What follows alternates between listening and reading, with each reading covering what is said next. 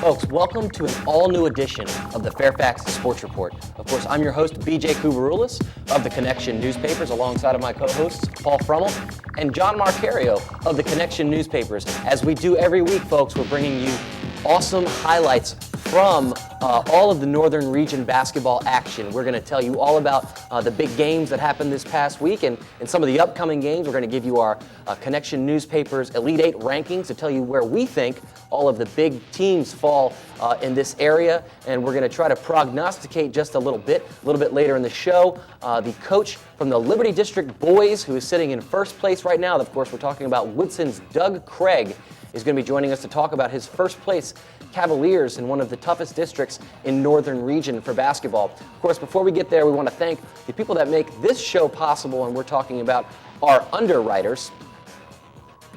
CCI Screen Printing for all your screen printing needs, 703-978-0257. Quality Care Ford Service Center. They are servicing all makes and models at 703-383-6299, guys. Okay, so look, we've talked on this show previously last week about state swim. The state swimming tournament was in jeopardy for quite some time. No one really wanted to step up and host that meet, and that meet was supposed to be hosted by the Northwest region.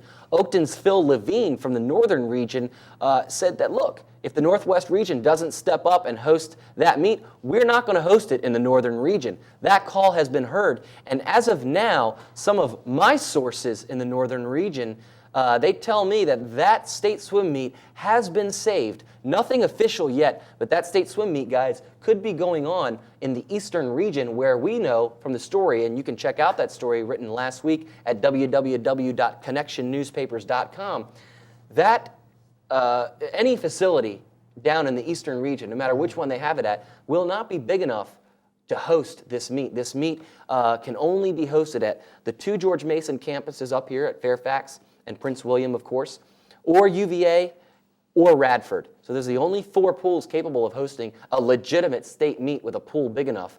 And right now, Northwest Region, having pulled out of their turn in the rotation to host the meet, forces another school to pick up that slack, and it looks like it's going to be going down to the southern part of the state. A lot of this, of course, has to do with the financial issues involved. We talked about that last week on this show, just giving you the update on that. We'll have something official tomorrow, but as of now, my sources tell me that the Eastern region will be hosting the state swim meet. All right, guys, Jerry Pannoni, hired over at Centerville. Paul, you did a little bit of reporting on the football job at Centerville High School. Tell us about that. Well, Jerry was hired on December 22nd, right before Christmas time, just like DSA Jimmy Sanabria said he would. Pretty much, Pannoni has been a friend of Coach Mike Skinner, the former Centerville head coach, since college. They were college roommates. They're godparents to each their kids. So it was kind of assumed. Pannoni told me it was kind of assumed to him and Skinner when Jerry took the defensive coordinator job at Centerville last year that Coach Skinner had already decided that he would leave after this year. It was kind of assumed that he would take over that spot, and that is what happened. He had a parents' meeting this Saturday, talked to about 25 parents, kind of gave them an idea of his practice schedule, gave him an idea of the offense he was going to run, the defense he was going to run, and how he was going to take care of their kids. They seemed very impressed with Coach Pannoni, and it looks like he's getting ready. He's already starting up some off-season training, so he's looking to bring Centerville back up to the top of the Concord where they've been for the last decade. And that now takes care of one of the Concord District football jobs. Of course, there was 3 open as of now. John, there's a job still open in Fairfax. Just a real quick note on Fairfax. They're down to 3 finalists for their head coaching job after Matt Shannon stepped down earlier this year. They should be making a decision in the next 2 weeks. So by the end of this month at the latest, a new coach should be announced for the Fairfax Rebels. And guys, I got a chance at our game of the week, which was Westfield versus Herndon, to talk to both Coach Tommy Meyer and DSA Mike Mahoney over at Herndon High School. And they both told me that there are 6 candidates that are going to be interviewed for the Herndon football coaching job. That would be the 3rd job left open in the Concord right now as Pannoni takes over at Centerville. Now there's 2 jobs left, so all those chips are moving into place right now, and that, of course, is one of the biggest and baddest districts in the state and a tough place to get a job. So one job filled, 2 more to go. We'll keep you posted here on the Fairfax Sports Report, guys. Okay, so right now, the moneymaker during the winter time is, of course, basketball. As you can see, our basketball here on set, guys. We have so much basketball to talk about. And of course, when we talk about basketball, we want to tell the folks at home who are the best teams in the Northern region. And how do we do that, Paul Frummel? We have an Elite Eight, and you're going to tell them about the girls, maybe. I don't know. Let's tell them about the girls of the Northern region and who we believe at the Connection newspapers are the Elite 8 teams. Right now, you see Edison with 32 votes from our voting poll. Previously, they were ranked number 1, and of course, they have been a unanimous number 1 throughout the entire season. They have improved to 14-1. That's a record that Oakton also shares. They have been a unanimous, almost unanimous number 2 throughout the entire season. 21 votes for the Oakton Cougars, of course, led by Jasmine Thomas. Previously, they were number 2. Madison making a lot of noise, and their second consecutive week at the number 3 spot. All juniors over there at Madison. We'll talk about them when we get to our Liberty District girls breakdown. 16 votes. The West Springfield Spartans, 15 votes, moving up from the 6th spot to number 4. And we have a 2-way tie for 5th place. Without T.R. Ruffin Pratt are the TC girls, still at 5th place with 11 votes. They share 11 votes also with Westfield. We'll talk about both of those teams and their respective district breakdowns. And Marshall, Lee, and Centerville in a 3-way tie for 7th place all have 7 votes. Centerville staying near that 8th spot where they were last week. Lee down from 4. John, you're going to tell us why. And Marshall jumping up, ranked earlier in the season. Previously, though, last week, they were not ranked. Okay, guys, so at home, you get a chance to see those are the girls' teams that we believe are the elite teams of the Northern region. Now, of course, Paul, we also do this for the boys' side, and you're going to tell us all about the Elite 8 boys. I believe we do have a graphic for the boys' side. As you can see here, just as with the girls, the 1, 2, 3 spots remain the same, with Herndon again taking the top spot with a full 32 votes. They're at 11-1 record. TC stays number 2, 10-3 overall with 28 votes. Westfield, who took on Herndon and actually lost a tough one to Herndon, they'll probably drop next week, but right now they are at number 3 at 10-4 with 20 votes. Madison jumping up big time from 7th over the 4th. They have 19 votes. They are at 11-3. South Lakes dropping at 8-5 with 17 votes. Wakefield 11-1 with 16 votes. They are actually down from number 5. And we have a 2-way tie at the 7th place with Lake Braddock and Woodson. Lake Braddock is 10-4, and Woodson is 8-6. Okay, so folks at home, as you see this poll, take into context that our Connection newspapers poll goes out on a Tuesday morning. So as you see Woodson down at the bottom of the rankings for the boys, who did just beat Madison last night, and we'll get a chance to talk about that in our Liberty District breakdown. Note that this poll is put out on a Tuesday morning, and this show, obviously taped on a Wednesday night. You see why some of the shifts have not been made yet, but if you stay tuned with the Connection newspapers and our Fairfax Sports Report every week, you'll get a chance to see some of those teams move up and down in the rankings. And speaking of moving up and down in the rankings, let's show the folks at home the Liberty District boys and how they've moved up and down in the rankings over the last week. You see, as we mentioned, Woodson taking hold of first place in the Liberty District, one of the most respected districts in boys basketball in the Northern region. Madison in a 2-way tie with South Lakes. Madison also beat South Lakes, though, this past week. 5-2 are the Warhawks and the Seahawks. 11-4 Madison overall, and 9-5 for the Seahawks there. Langley at 5-3, an up and down season for the Saxons. They've had a couple of thrilling games we'll get a chance to tell you all about. 8-8 overall. Stonebridge sputtering a bit at 4-4 in the district. McLean struggling at 3-4. A lot of promise for the Highlanders at the beginning of the season. We'll get a chance to tell you all about what they expect for the rest of the season in our Liberty District breakdown. And Jefferson struggling still in the district and 1-13 overall. These district standings are current, guys, as of today, Wednesday. So let's break it down, John. Langley Woodson, the ultimate game to be at for the Liberty District. You're touting this game as the district game of the year. Tell us a little bit about the Langley Woodson thriller. If you guys can find a better game this year in the region, I would love to see it. Woodson beat Langley 69-67 in double overtime. Ryan Davenport for Langley went off. He scored 40 points. At the end of regulation, Langley was down 58-54. He had an amazing 4-point play to tie the game at 58. Afterwards, when we interviewed Zach Wilmot from Woodson, he said he was standing near Davenport before he got fouled, and he was thinking in his mind, I'm glad you're shooting that because that's from a really tough angle. Right, Bam. believing, of course, that that's an impossible shot to make. That's an impossible play to make. Why is this kid taking a three with this much time left to go? And, of course, John, you said he converts the 4-point play, which is, of course, hitting the three, getting fouled, and converting the free throw to tie it at 58 to go into the first overtime. In first overtime, you're thinking, okay, Davenport, he made that amazing shot. He can't do it again. Well, he did do it again. At the end of the first overtime, Langley's down 3. He takes an NBA 30-foot three-pointer to tie the game again with 10 seconds to go. Steve Silverthorne from Woodson had a chance at the end of regulation, threw the ball away. Second overtime. To open up the second overtime, freshman Max Lennox for Woodson made a big three to give them a 67-64 lead. They held that throughout until Mr. Davenport again, with a minute to go, made another deep three ball to tie the game at 67. Woodson was able to work the ball around in their final possession.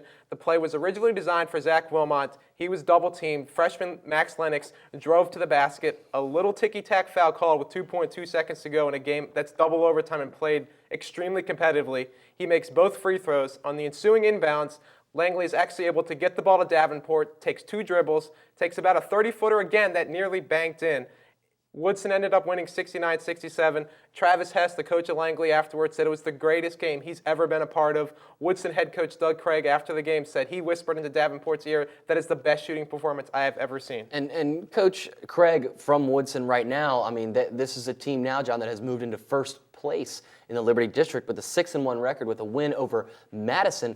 Coach Doug Craig is going to be joining us in just a minute here on the Fairfax Sports Report to tell us all about that game. He'll talk about his players, a little bit about Ryan Davenport. We're going to talk more about Ryan Davenport when we talk about our Fairfax Sports Network Game of the Week, which will be Langley versus McLean this week coming up, and that's going to pit 2 of the biggest guards in the northern region against each other. We'll talk a little bit more about Mr. Davenport, but this Langley-Woodson game was a little bit special for Ryan, John. He had someone in the stands watching this game. Why was it so important? Ryan was very lucky. His older brother, Timmy, who played for Langley back in 2002-2003, he was home from college. Ironically, Timmy in 2002, his junior year at Langley, dropped 40 points in a game against Annandale. The only person in the family to do that.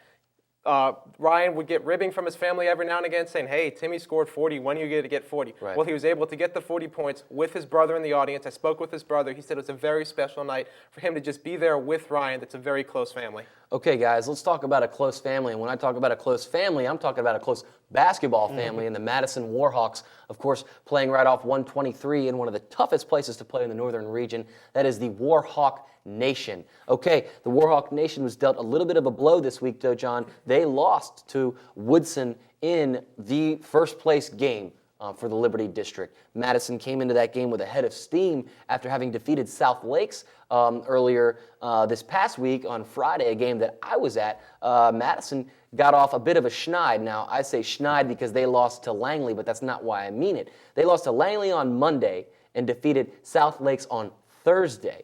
The schneid they were on, though, was they went 0 from the three-point line against Langley. 0 of 14. Madison was 0 for 14 from the three-point line against Langley. Now, this is a Madison team built with guards, a couple of forwards that can get some things done on the inside, but they really rely on that three-point shot. Without that three-point shot, you saw what happened. They lost a game in which Madison coach Chris Kublank told me we got lulled to sleep. We talked about it on the show last week. What happened? They bounced back. Rich Conlon scored 14 of his game-high 26 points against South Lakes in the fourth quarter, hit 2 threes in that. Omi Ogolo, a sophomore guard, got the three-point shooting started early after going 0 for 4, did the Madison Warhawks three-point shooting squad. So they went 0 for 18 over a span of 2 games until they corrected the three-point shooting. And look, when they hit the three ball, they win. And Madison, I don't want to say they live and die with the three ball, but it's definitely a big part of their game. Rich Conlon told me after the game, of course, Rich right now making a play right now for Liberty District first team. He can do a lot on that squad. He told me after the game, look, it's all about getting kicked in the teeth and then responding. They did that against South Lakes, John. But What happened to Madison against Woodson? Madison dropped at 49-43. Woodson was ahead almost the entire game, jumped up by double digits early. That's a trend Woodson has had throughout the course of the game. In the fourth quarter, Woodson just was able to hang on. They made their free throws down the stretch. They made the clutch plays. Madison just couldn't convert. Speaking of converting, South Lakes has converted.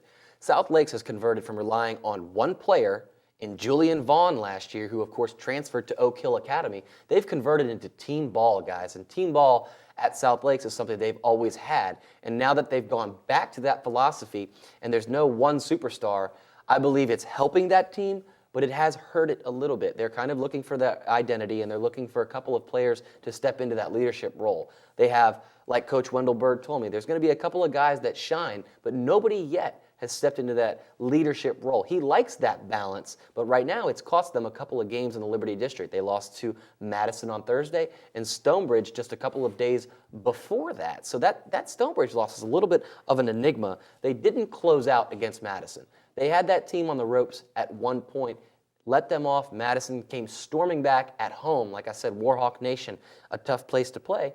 And that's what they did. You know, Madison was able to come back and brush South Lakes back.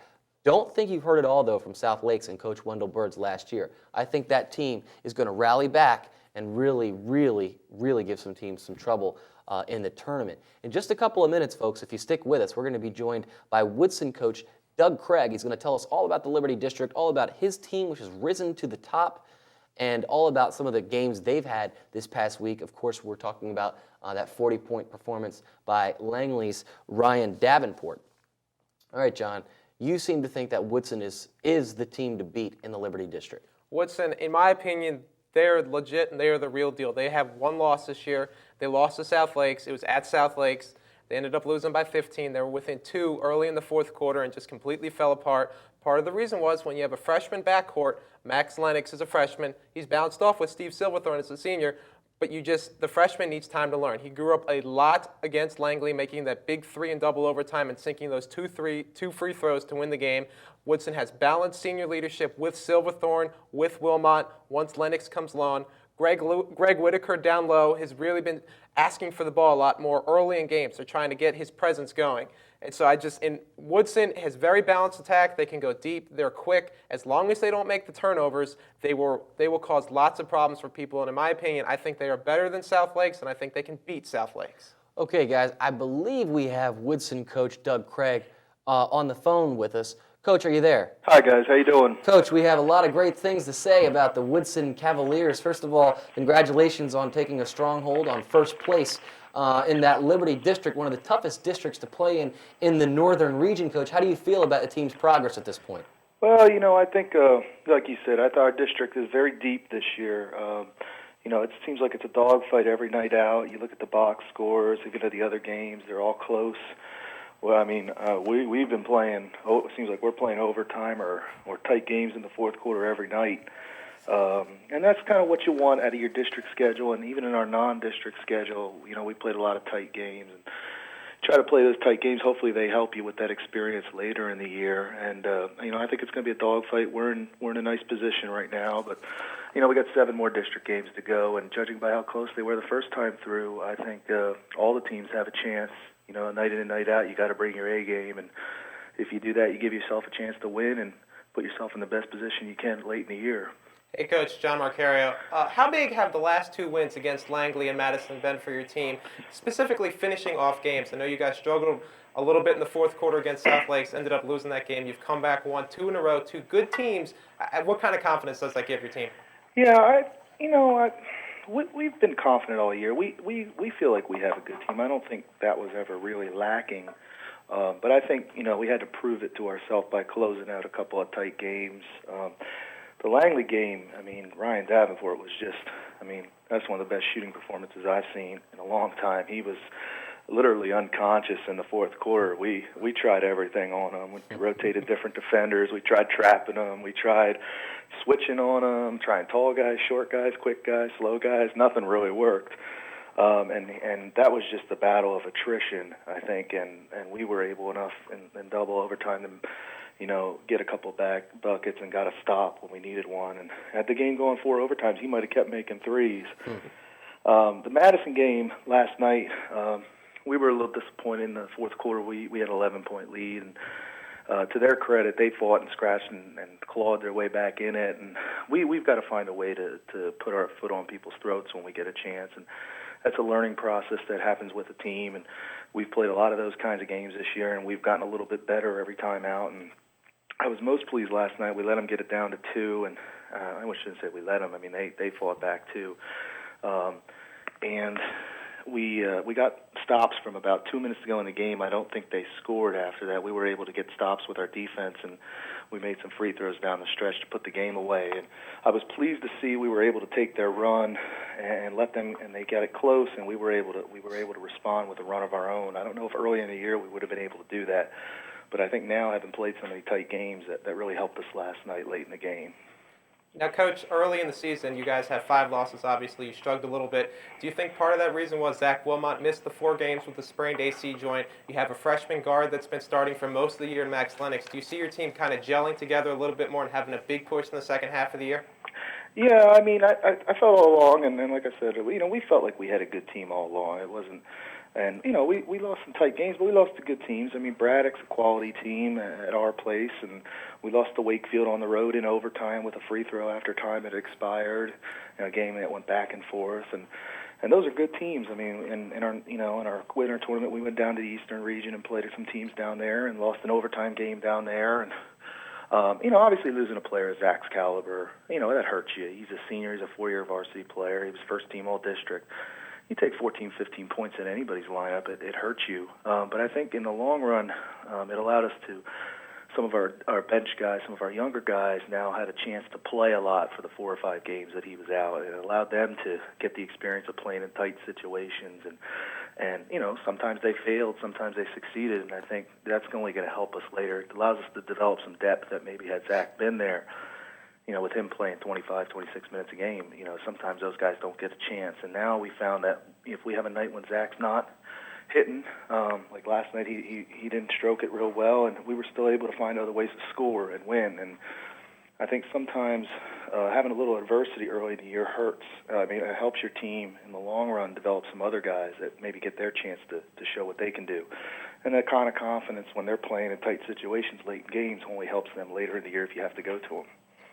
Coach, we want to thank you for coming on to the Fairfax Sports Report with us. Of course, we'll be looking to see good things from the Woodson Cavaliers, who have taken a strong hold over the Liberty District at this point with a 6-1 district record, 9-5 overall. Coach, thanks so much for joining us here on the Fairfax Sports Report. Thanks, okay, Coach. Guys, thanks for having me. I appreciate it. Okay. Thanks. All right, John. So, hey, Woodson right now, a team that could do pretty well going into the Liberty District tournament. We've got a couple of other teams that we want to get to before we head out of the Liberty District. Final thoughts on anything Coach Doug Craig said? It's just, I agree with him. Having Wilmot out those first couple of games, it hurt the team because they lost some of the close games. I was at that Braddock game. They really could have used a senior down the stretch. Right. But when you get Max Lennox the playing time, freshmen of his talent only get better with game experience. He's really starting to pour it on. He had 15 in the Langley game. I just see good things for Woodson, who plays Thomas Jefferson on Friday night. Okay, well, folks, right now, staying in the Liberty District for boys, we've got so much other stuff to get to, but there is a big game coming up, guys, this week. Of course, we're talking about the Fairfax Sports Network's Game of the Week, McLean versus Langley. That is, of course, a rivalry game. Not two of the most storied programs in the northern region, but when these two get together, it is a dogfight, as most rivalry games are. Let's throw a graphic up on the screen. We want to show you the stars of these two teams. We've talked a lot about Ryan Davenport, of course, from Langley there on the left-hand side. He's a junior guard, okay? He's got 21 points a game so far this year, and over the last 3 games, guys, he's averaged 30 a game. He's got 92 total in the last 3 games. 33s on the year. He's a 66.2% free throw shooter, 6 rebounds and 2 assists a game for Ryan Davenport. He's going to be going up against a good friend of his in Tarek Amori, also a junior guard. Talked to him earlier this week. He's getting some looks from West Virginia University as a junior. Points per game for Tarek, 18.9 points a game. 10.7 rebounds a game, and 3.9 assists per game for Tariq Amori. Tariq Amori was held to 7 points in the last rivalry game earlier this year that Langley won. They pretty much rolled to victory in that one. So Tariq's looking to make up for that game. He's quite the baller, and really the Fairfax Sports Network is going to be at quite the barn burner. And these two guys, in Davenport, as we've seen, he's been hot in the last 3 games, and I think Tariq's looking to fire back at a good friend of his. So we'll see quite the matchup right there. Paul, let's move into the Concord District, a district that you have a lot of experience in. For boys, why don't you tell us where the boys are sitting currently in the Concord District standings? Okay, we do. I believe we do have a graphic to throw up there.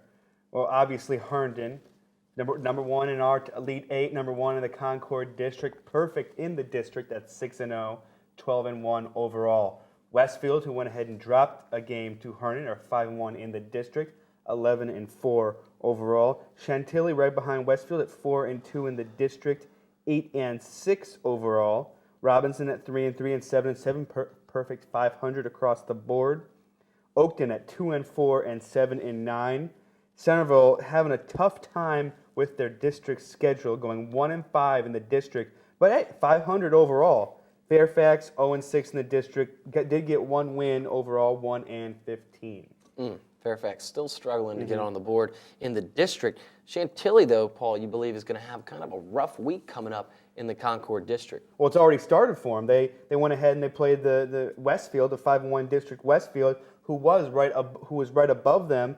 It wasn't even a close game. They lost 61-49, so it was definitely a tough game for them. And now they got Herndon, a team that beat Westfield. So they had a full head of steam, won 7-8, really playing well. When they played Centerville the game before Westfield, Coach Smith said this was the most complete game that he has seen his team play. On offense, on defense, their stars were clicking. Ben Wheeler, Justin May, Nate Warwick, they were all playing great. And as a team, as a cohesive unit, but when you come up on a team like Westfield, you got Mo Hubbard in there, right, things are going to fall apart. So I hope, most likely they'll take a loss to Herndon too. I hope they're able to bounce back and know that they're still a darn good team, right, but they're playing some of the elite teams in the region. And playing in quite the tough district. And speaking of playing in that district, Fairfax Sports Network's Game of the Week, which of course you can still see on demand right now on Cox. If you go to your local on demand, you can pull up the Herndon versus Westfield game from this past Friday. Guys, I was at the game. I helped call the game for the Fairfax Sports Network. What a game. Herndon came out after being down at the half 19-18 and put on the defensive lockdown on Westfield like I have never seen in high school.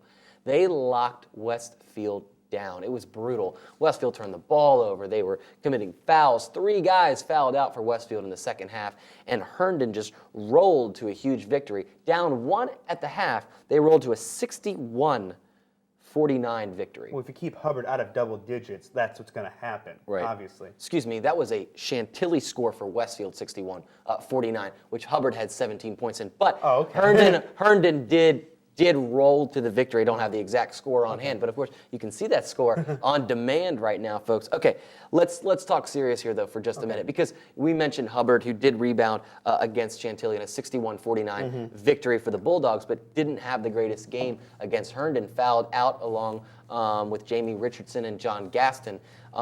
Richard Gore for Herndon had quite the evening. He's a guy that's, I believe, he is the most, as Coach Gary Hall said to me in the locker room, Richard Gore is the most unsung player in the northern region. There's a story on ConnectionNewspapers.com right now.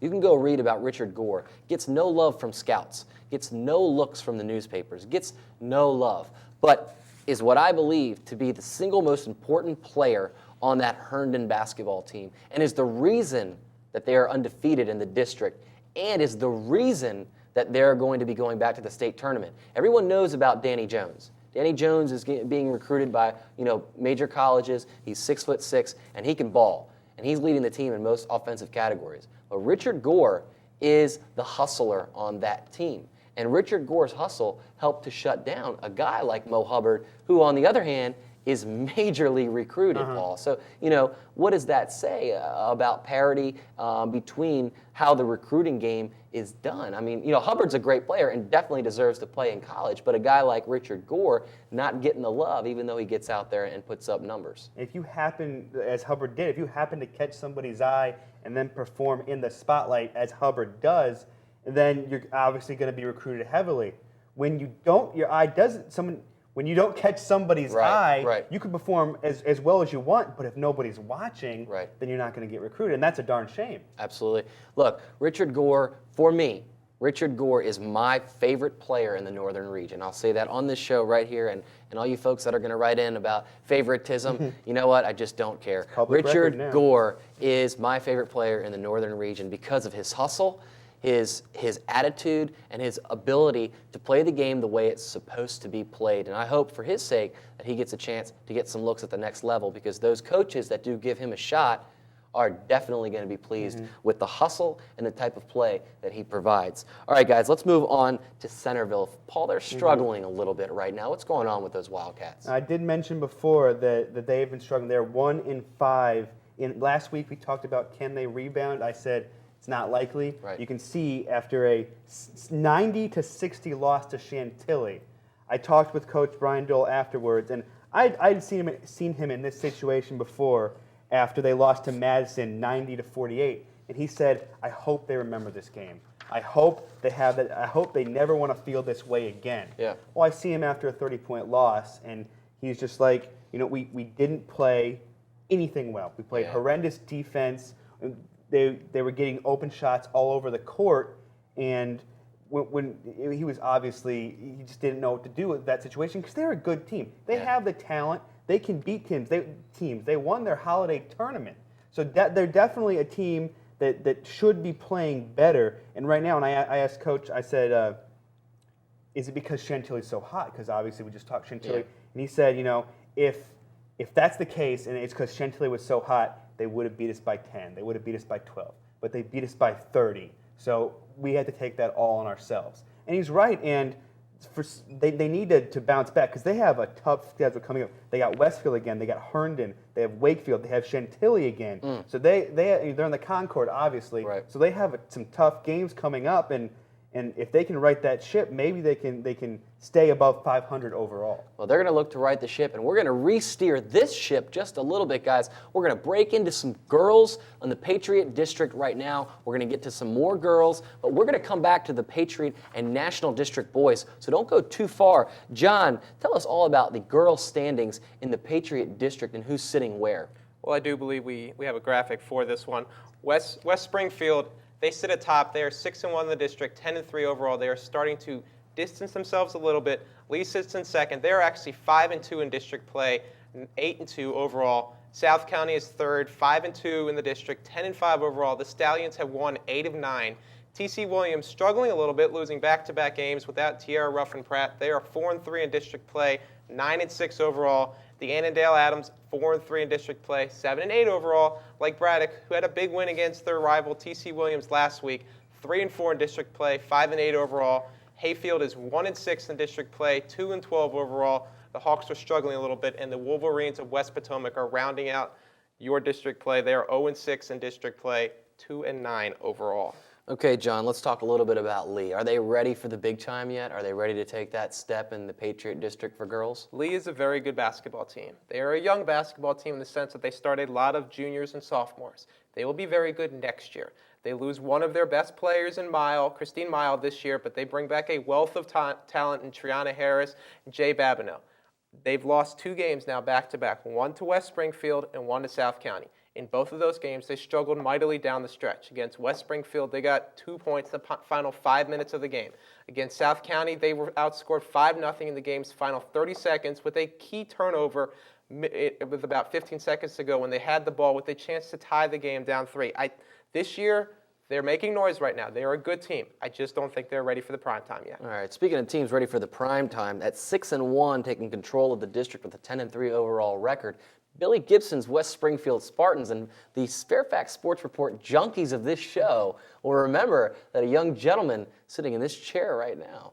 Told you about those West Springfield Spartans, John. You got to give me some love. Was that me? The gentleman somewhere. It was me. I think I backed you up for that. I think I agree. But yes, John, I mean, really, it's a team you've gotten a chance to cover, and the cream rises to the top, and they certainly have. The Spartans are balanced from top to bottom. They're really starting to turn it on. They just beat TC Williams by close to 30 points this week. Of course, TC without their best player, Tierra Ruffin-Pratt, coming off that win against Lee. They beat the teams they should have beaten the lower end. They're starting to beat the teams that could compete for the district crown against them. That team is head and shoulders above the rest, head and shoulders better than anybody else in the district. All right, and you mentioned that West Springfield beat TC Williams by a 30-point margin.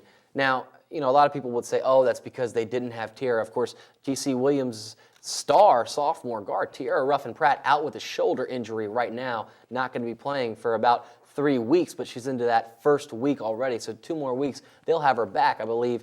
Still, West Springfield would have won that game, even if Tierra was there. And I think Tierra being out is giving her teammates an opportunity to see if they can win without her. South County, John, on a bit of a hot streak. Welcome back, Stallions. They've won 8 of their last 9. Speaking with Lauren Reinschettel and Lauren Robinson after their win against Lee last week, I asked, what is the big difference? They had a 14-point home loss to TC Williams in mid-December. Their season was starting to spiral downward. Both Reinschettel and Robinson talked about a change of heart for the team, how they're emphasizing more of a team ball. It seems to be working. They're making the clutch free throws down the stretch. Brittany Carlock stepping in with big threes when they need them. It's a team to watch out for because Reinschettel and Robinson, 2 Division I players, as they both signed on early in the year. And that's a team that we really thought was going to be doing some big things this year. And then suddenly we looked at the standings early in the season and we said, where's this team we thought was loaded, guys? And it's good to see them bounce back. Won 8 of the last 9. Lake Braddock, just a quick note, they beat TC just a week ago, and they're on a bit of an upswing, though they are still struggling with a 3-4 record in the district. Let's move into the national girls standings, which, of course, if you pay attention to our Elite 8 rankings in the Northern region, you'll know that Edison, of course, right now in the district standings is right up at the top with a 5-0 record. They're 15-1 overall. Of course, that one loss only against a powerhouse private school. John will tell us all about his conversation with Diane Lewis, coach over at Edison, and Darina Campbell, future UCLA star.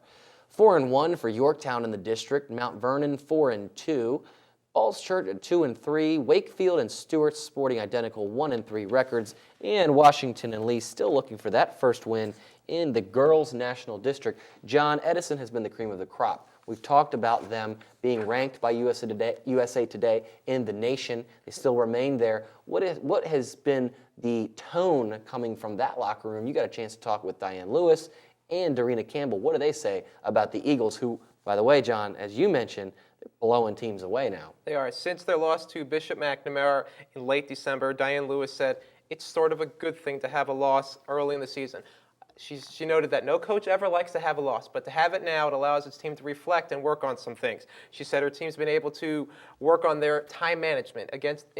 In the game against Bishop McNamara, they are up 9 going into the fourth quarter, and amazingly, they didn't get a single field goal the entire fourth quarter. They only got free throws. She said they're working on their offensive rebounding. She said they're working on their free throws. When I spoke with Darina Campbell, their star guard, she said that Coach Lewis handed out each of their players' stat sheets after that loss to McNamara. The stat sheet gave them turnovers that they had, rebounds that they had per game, stuff that they needed to work on. It didn't highlight their big fancy points or their big fancy rebounds. It said, this is what we need to have to work on.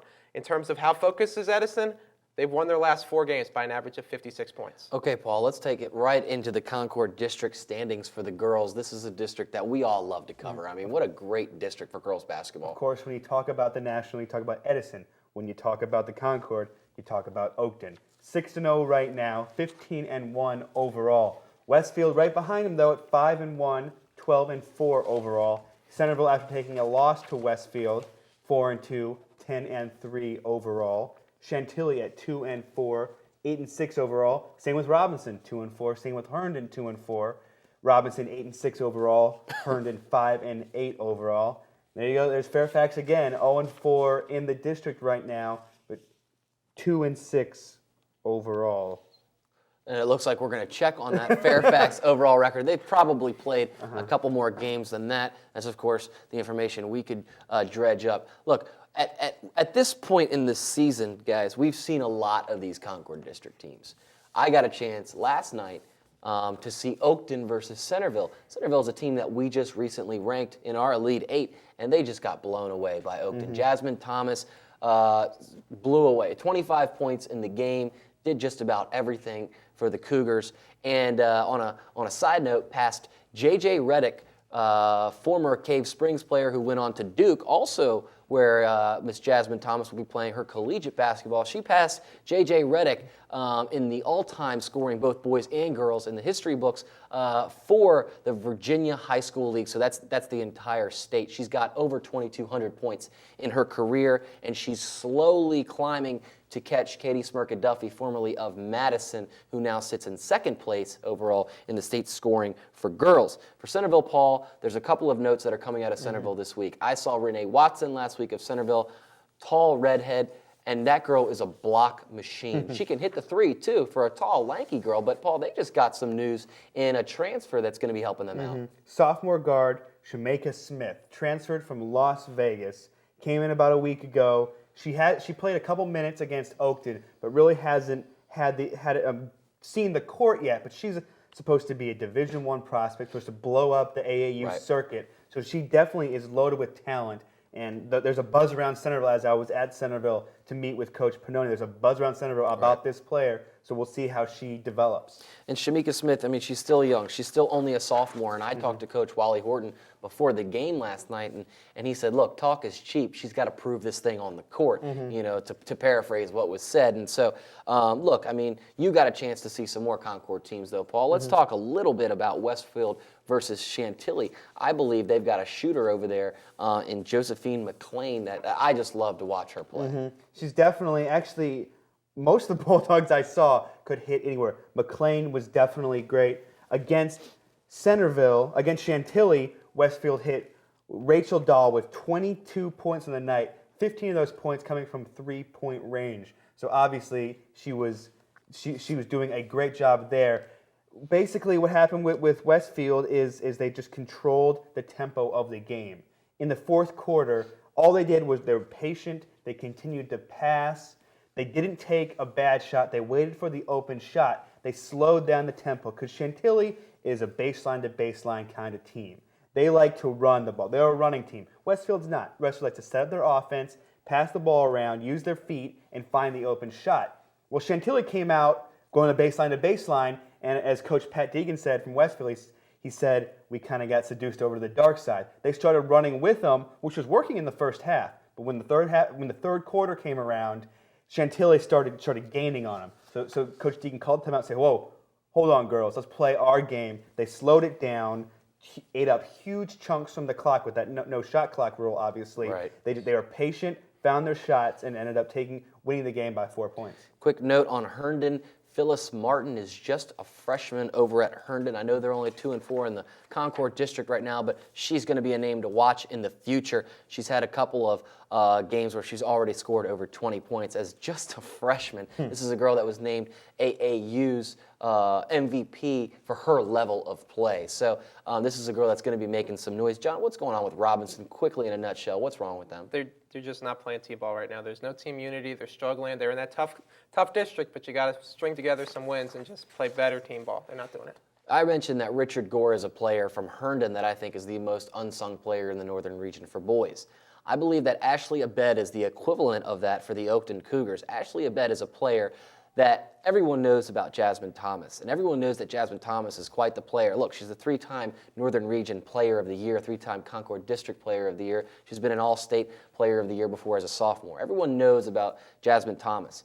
But Ashley Abed is one of the most unsung players. She does so much. She goes inside and outside, and she can hit the three. She's signed to play with Francis Marion University, something she did earlier this year. I got a chance to talk to her after Oakton's win over Centerville last night.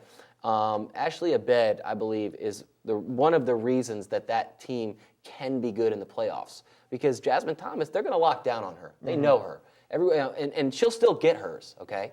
But it's definitely not as much as a one-man show as people might believe it is over at Oakton. And Jasmine knows that. She has such a great respect for Ashley, and Ashley has such a great respect for Jasmine, that's the reason that relationship works, and the reason that I believe they're going to make a push deep into the playoffs.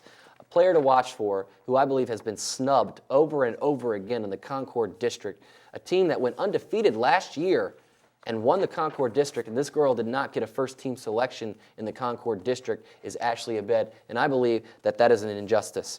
All right, guys, let's move on and talk about the Liberty District. John, let's talk about the Liberty District girls, and let's show the folks at home quickly the Liberty District girls standings. Well, the Madison Warhawks are one team that is not getting snubbed. They are 7-0 in district play, 13-2 overall. Marshall sits second, 6-1 in district play, 11-4 overall.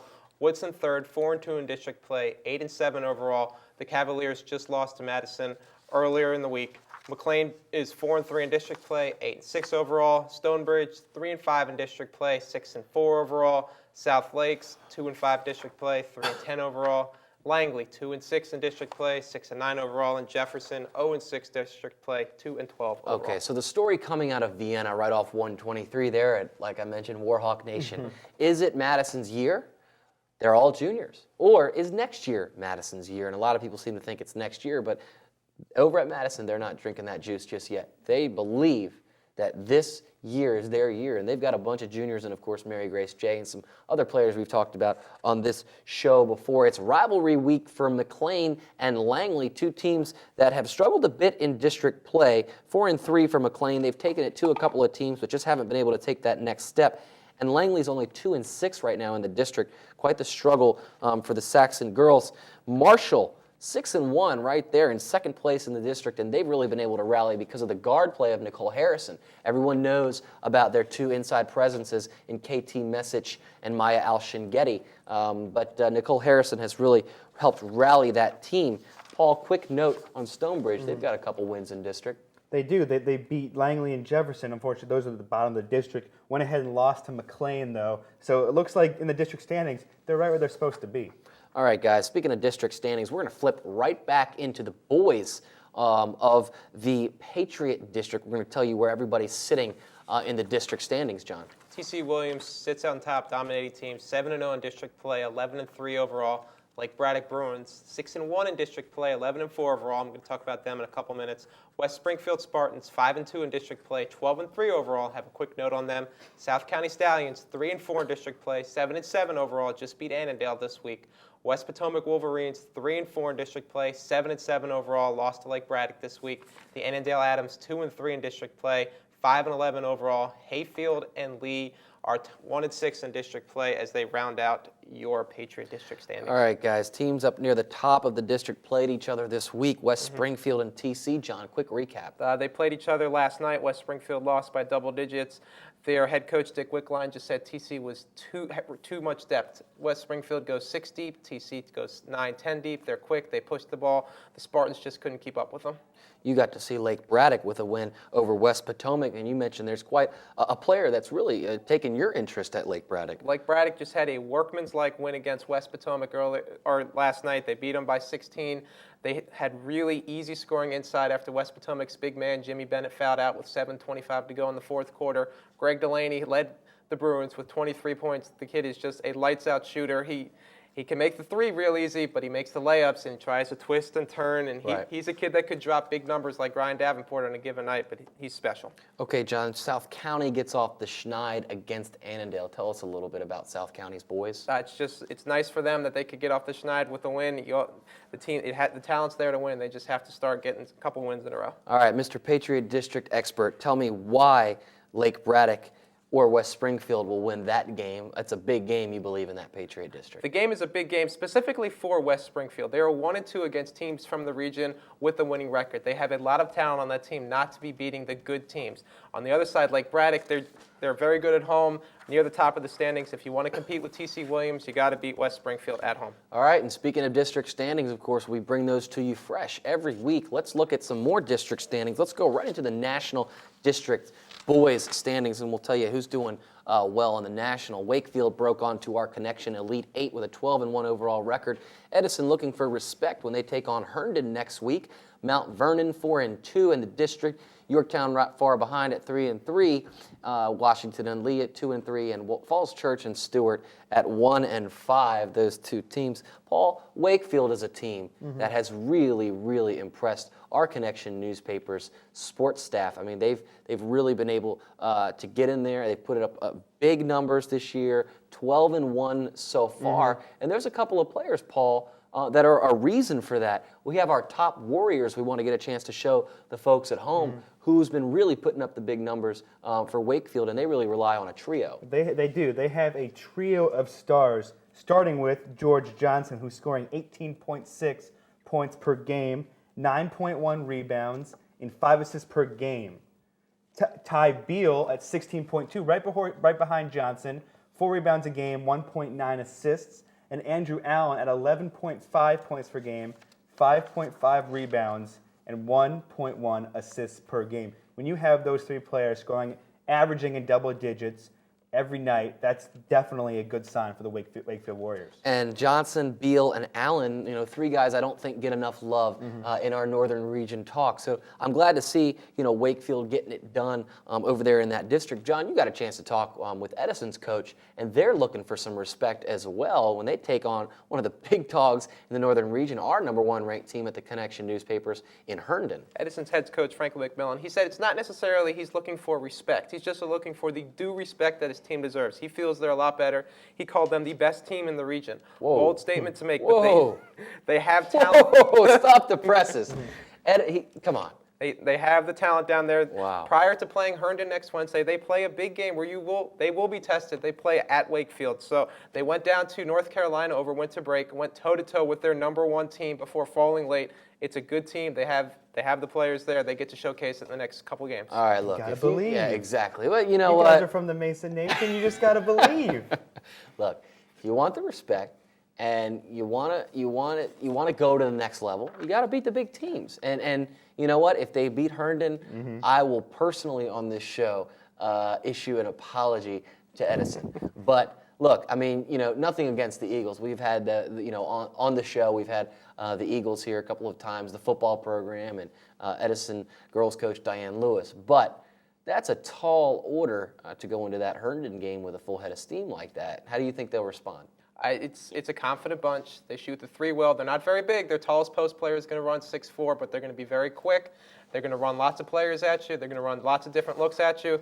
I think they can give Herndon some fits, but you got to watch out for that Wakefield game, because if they beat Wakefield, they'll come charging into Herndon, and they could pull off the big upset. One quick note, their coach did say, though, going into the Herndon game, he's looking at it as any other game. It's just like playing Robinson. It's not going to make or break their season. It's just another game. All right, guys, speaking of just another game, the Fairfax Sports Network Game of the Week will not be just another game. That will be McLean versus Langley. Before we get the chance to tell you where you can view the past couple of Game of the Weeks, let's show you who we believe are the Elite 8 teams. You saw these at the top of the broadcast. And, Paul, why don't you tell us all about the Elite 8 girls of the Northern Region? Recapping who the Connection thinks are the top 8 in the region. Again, Edison, #1. Oakton, #2. Madison, #3. Those guys have stayed the same this week. West Springfield moving up, 8-3 record. T.C. Williams tied with Westfield.